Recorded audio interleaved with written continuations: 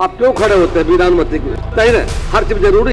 इतनी नियुक्तियां क्योंकि शिक्षकों की कमी है, उसी के लिए कहा उन्होंने है जल्दी करेंगे। माननीय मंत्री जी कि शिक्षकों की कमी है, टीआरई 4 क्योंकि रोस्टर क्लियरेंस है। उसी तरह से अनुकंपा वाला वो भी काफ़ी समय से लंबित था, उसको दिवेश जी माननीय अध्यक्ष महोदय, बस वो भी होगा, अब चाह तो भी होगा। पहली बात तो जो भी परिचारी के नियुक्तियां होंगी वो कर्मचारी चयन आयोग से होगा। दूसरी बात है कि हम लोग चरणबद्ध तरीके से नियुक्तियां हम लोगों ने की हैं।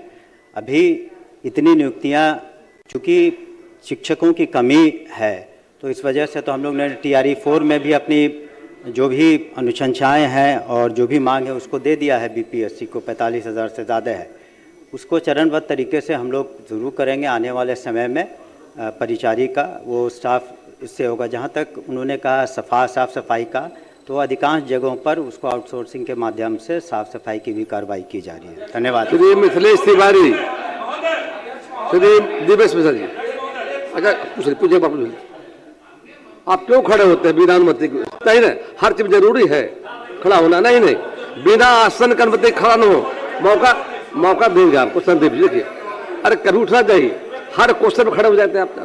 बताइए। माननीय मंत्री जी कह रहे हैं कि शिक्षकों की कमी है, टीआरई 4। मेरा कहना है क्लर्क की नियुक्ति के लिए क्या कर्मचारी चयन आयोग से कराना चाहते हैं कि नहीं? और परिचारी, माननीय मुख्यमंत्री जी का सोच है अधिकतम लोगों को रोजगार देना, तो यह तो व्यवस्थित व्यवस्था है जिसमें सीधे विज्ञापन दे के परिचारी की बहाली, क्लर्क की बहाली जिस भी आयोग से, या इनका अपना ही जैसे आधारभूत संरचना शिक्षा विभाग की, वैसे ही कोई व्यवस्था करके क्या इसको किसी माध्यम से तत्काल किया जा सकता, क्योंकि ये बहुत बड़ी परेशानी है। जब इंटर का फॉर्म, जब 10th का फॉर्म भराता है, हर स्कूल में विवाद हो जाता है, फलाने मास्टर करेंगे, फलाना हेड मास्टर करेंगे। बहुत बार कोई मास्टर जिम्मेदारी नहीं लेना चाहता है, स्कूलों में विवाद बढ़ता चला जा रहा है। स्कूल का ताला कौन खोलेगा, इस पर विषय पर बहस हो जाती है।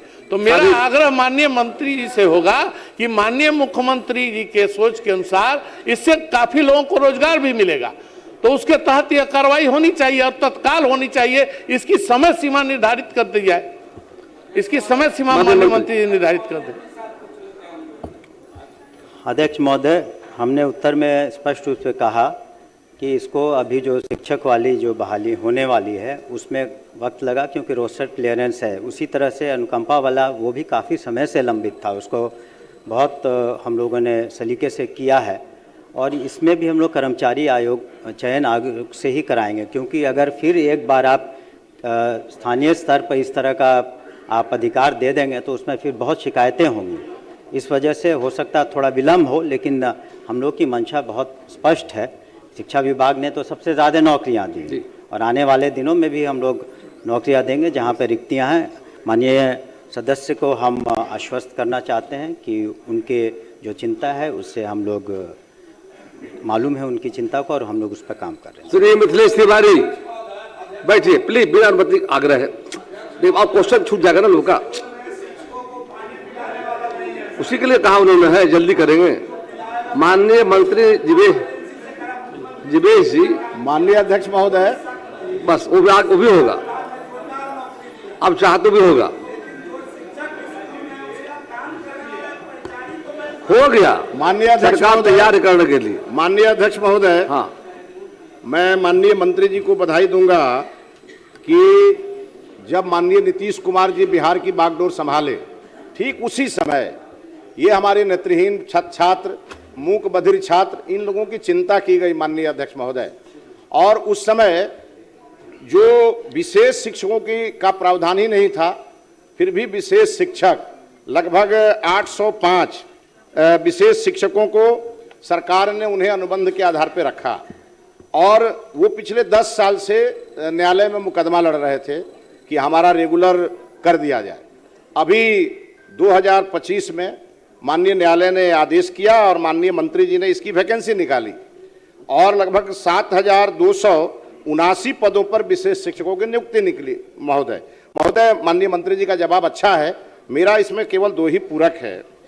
कि जिन 788 शिक्षक जो 20 साल से अपनी सेवा दे रहे हैं और उनमें पात्रता परीक्षा से उत्तीर्ण मात्र 663 शिक्षकों के लिए क्या कोई पात्रता परीक्षा फिर से करेंगे, क्योंकि मात्र 125 शिक्षकों का ही समायोजन हो पा रहा है।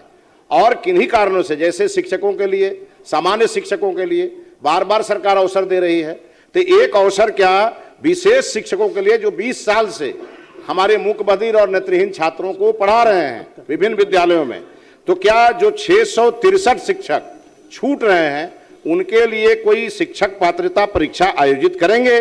और साथ ही साथ जिन 125 शिक्षकों का समायोजन हुआ है उनकी वरीयता कब से निर्धारित होगी महोदय? माननीय मंत्री। माननीय अध्यक्ष महोदय, वरीयता का जहाँ तक प्रश्न है, जब से उन्होंने ज्वाइन किया है और सरकारी सेवक के रूप में कार्यरत हैं तभी से होगी। दूसरी बात ये, क्योंकि एक कॉन्ट्रैक्चुअल और फिर जब सरकारी सेवक हो जाते हैं तो उसी जब आप सरकारी सेवक होते हैं तभी से उसको गणना की जाएगी। दूसरे, इन्होंने जो अपने चिंता जाहिर की है कि उसमें शेष जो बचे हुए हैं, हालांकि एक बार काउंसलिंग कराया गया था, सफल नहीं हुए थे, इस वजह से उनकी नियुक्ति नहीं हुई थी।